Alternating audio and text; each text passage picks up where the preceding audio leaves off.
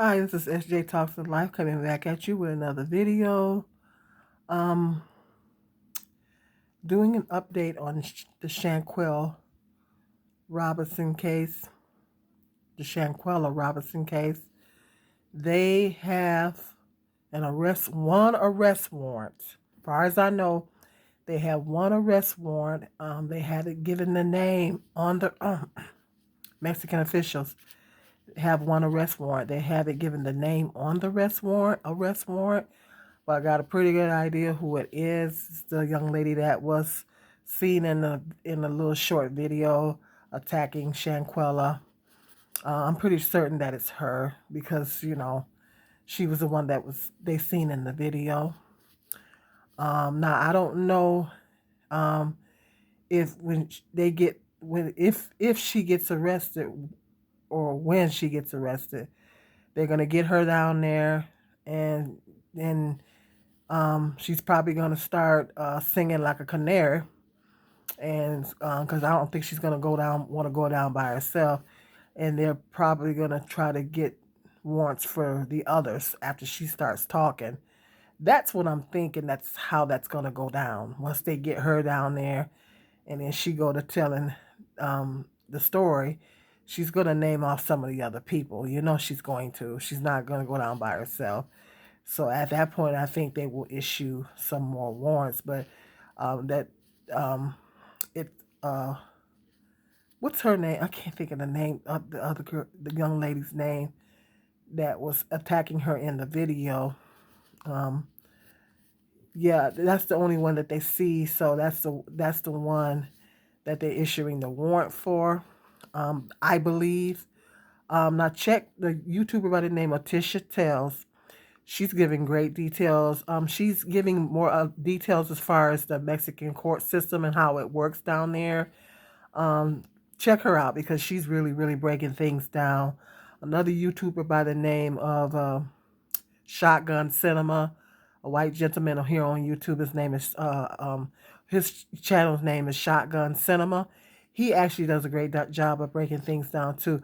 I'm really, really appreciating how this young lady's death is getting. It's been great news coverage.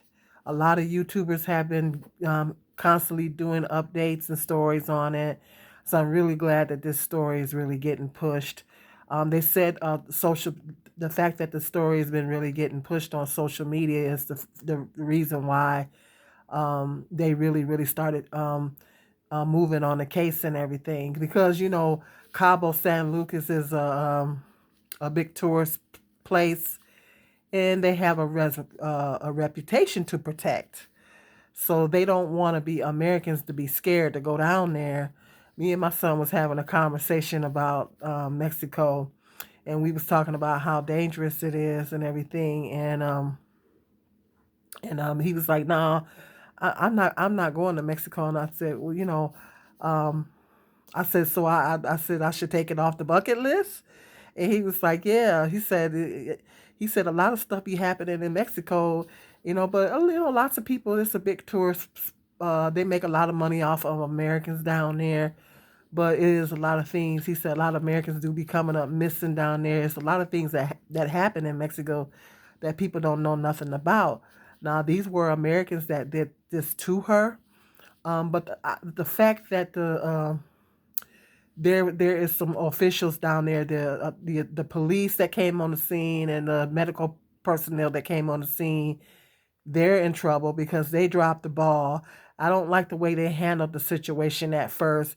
It was almost like they were trying to um, kind of blow it over at first and trying to dismiss it. Um, and like she had alcohol poisoning or something, and it wasn't until the family pushed the issue.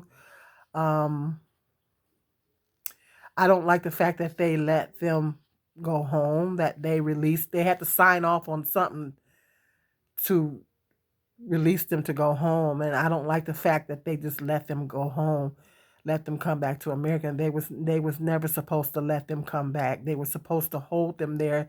They were supposed to detain them there for questioning and should have instantly went into investigation mode.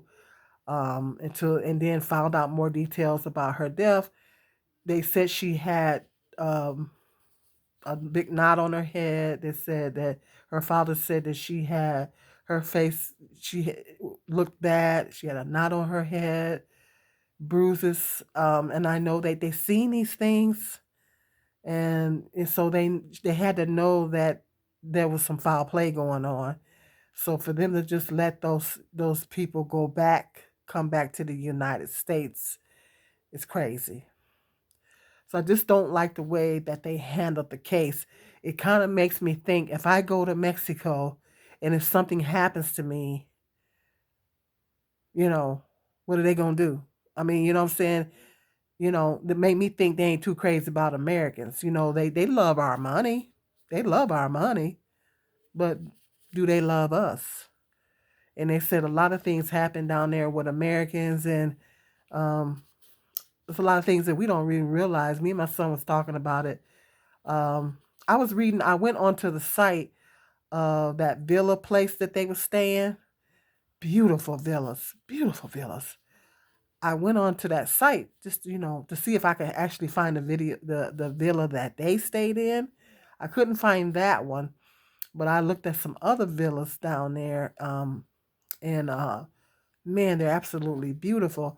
And then I went and read the visitor. They had a little part giving information to the visitors about uh, um, giving them information about the area and stuff like that, rules and stuff. And then there was one part where they said, don't go on the highway at night, because if you go on the highway at night, they have highway robberies. I was like, when I read that, I was like, what?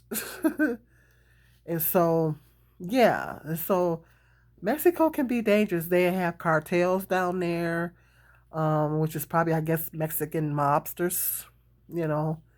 Um, and so I know lots of people do go down to Mexico and come back perfectly safe, but I think I'm going to go ahead and take it off my bucket list. Yeah, my son said, "No, mom, I mean, there's an element of risk to everywhere that you go. Another place where I'm leery of is the Dominican Republic, because I heard quite a few Americans. It's some Black Americans that died, but it's some white Americans that died down there too. Quite a few Americans died in the Dominican Republic. Yeah, I'm leery. I'm like, what in the heck is going on down in the Dominican Republic? Where Americans is turning up dead. So I don't think I'm gonna mess around down there either.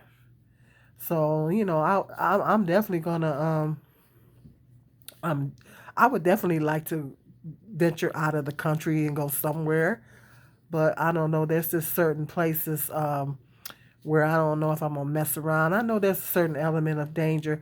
Actually, I did a little research and they said Japan is very safe.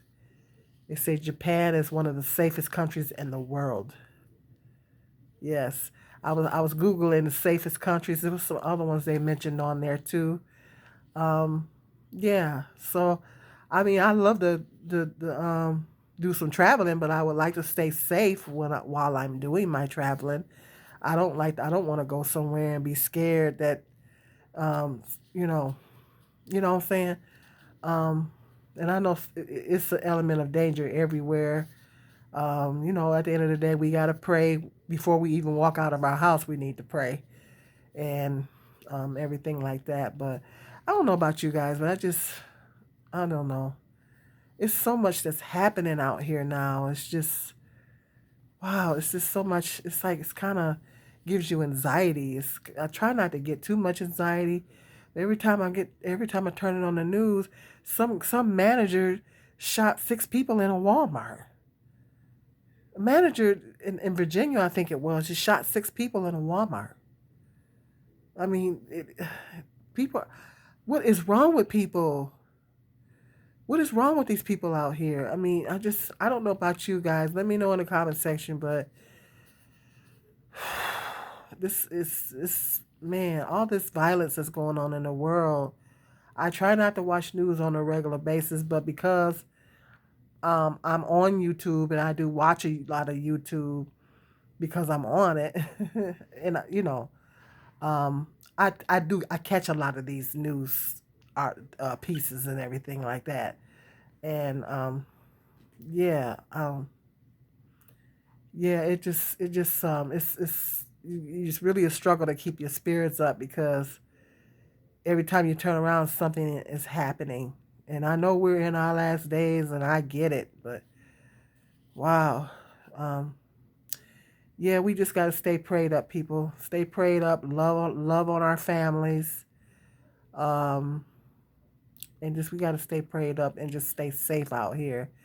But we're praying for Shanquella justice. We're praying for justice for Shanquella. Pray for justice for Shanquella. Pray that Shanquella gets justice. I pray that her family can get some closure and that she can get justice. And I will be back. I'm going to keep you updated on the story. I appreciate how they're keeping this story out there. I really appreciate that because typically when something happens to a black person, it's like swept under the carpet and you don't hear much about it, particularly a black woman. So I'm really, really glad that the story is really, really circulating. They're keeping it going.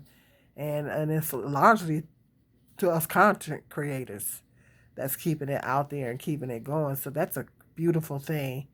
But yeah, I pray we're gonna pray for justice for Shanquella, for this young lady. She was a nice young lady.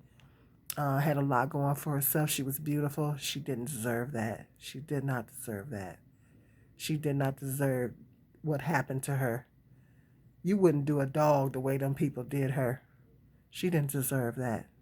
She was a blessed young lady and she did not deserve it. And yes, definitely pray that she gets justice and her family gets some closure in the situation. So, yeah, check out Tisha Tells. She's breaking down the Mexican court system down there and everything. Real good. She's really good. I'm hearing details on her channel. I'm not hearing anywhere else. So she's really been really detailed. And Shotgun Cinema, he's been doing some great commentary on it too. Um, and I will continue to keep you guys updated as well. Okay, go ahead and hit that subscribe, like, and share. Until the next video, be blessed.